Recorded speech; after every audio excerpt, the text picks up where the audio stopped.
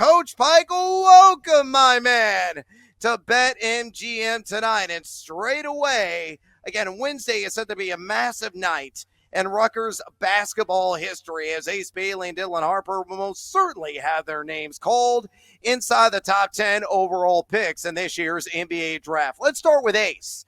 What makes his game so incredibly special? And in your opinion, what does a team need to have in order to be a best fit for Bailey?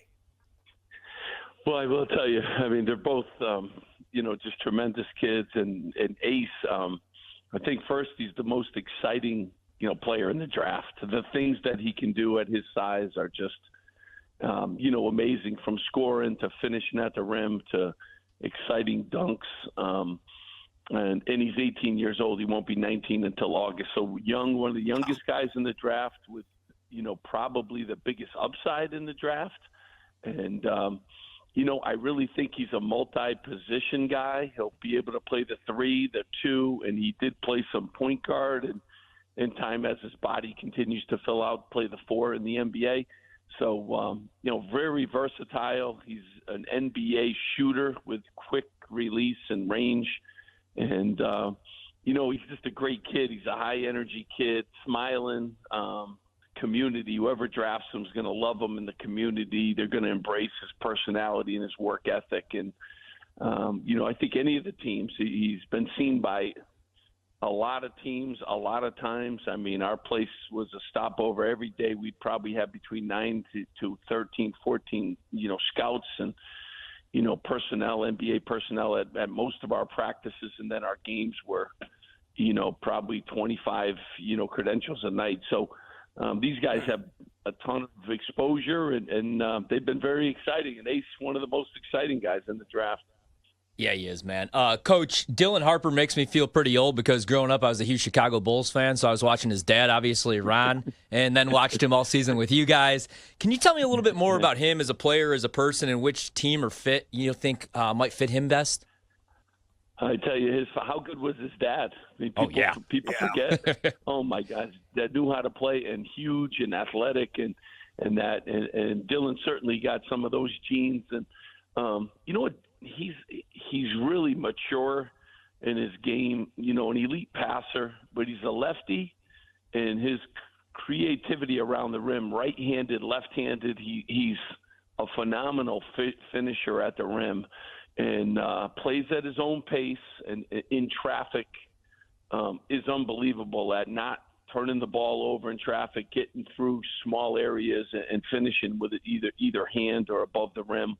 So he's really, really unique, and he can, I played him at the point guard position. I wanted the ball in his hands, but he can play 1, 2, or 3, and he's big enough to, play in even in time if they went small at the 4. So he's another real versatile guy. And, he's a good fit, at a lot of places because you can move him around. He can really score the ball.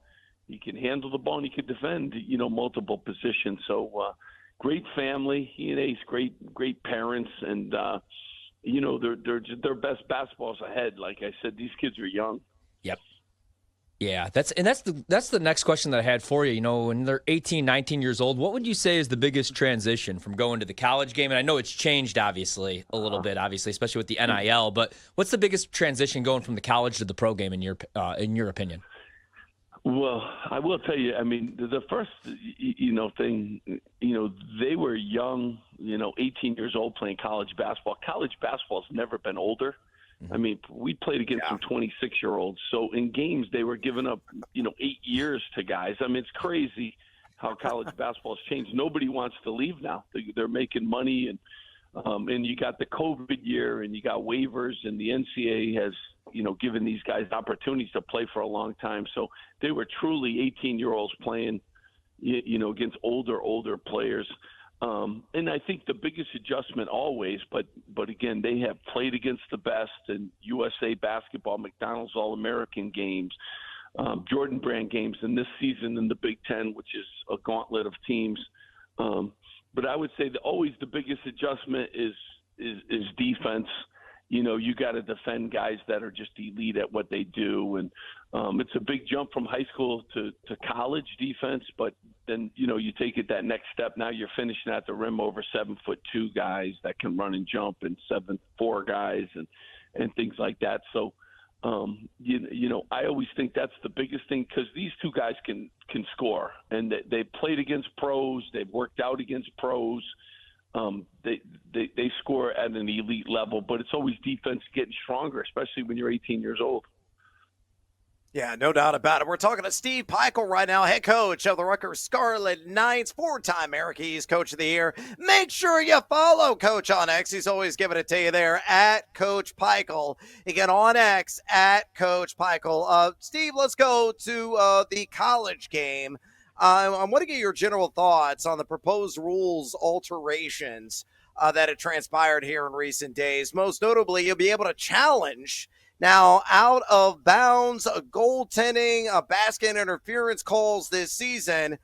What's your view on that? And what's your take as well on potentially going from traditional 20-minute halves to a quarter system, which everybody else plays, and of course going 10-minute quarters at the college level? So I'd love to hear your thoughts on that, or possibly some other rules changes you would like to see.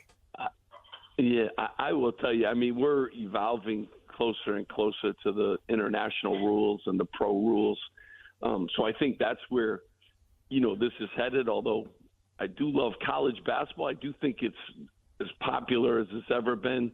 So the more you change the rules and you look like the NBA, those guys just do it better than us. So I think we got to be a little bit careful. We're a little bit unique in what we do. The 20-minute halves are unique. Some of the rules we have are in place are unique, but I do love the recent rule changes at the end of the game, having a few challenges, because, college basketball, we could challenge some things. We could challenge them in the last 2 minutes. We couldn't challenge them prior to that. And then the end of our games, they were challenging every single call in the last 2 minutes. So our last 2 minutes of the college games went on for 2 hours. They were longer than the game itself. So we had to make some adjustments there, and I think we've made some good ones. I don't know when they'll come with the quarter thing, but that's getting a lot of momentum, and calling timeouts and being like the pros.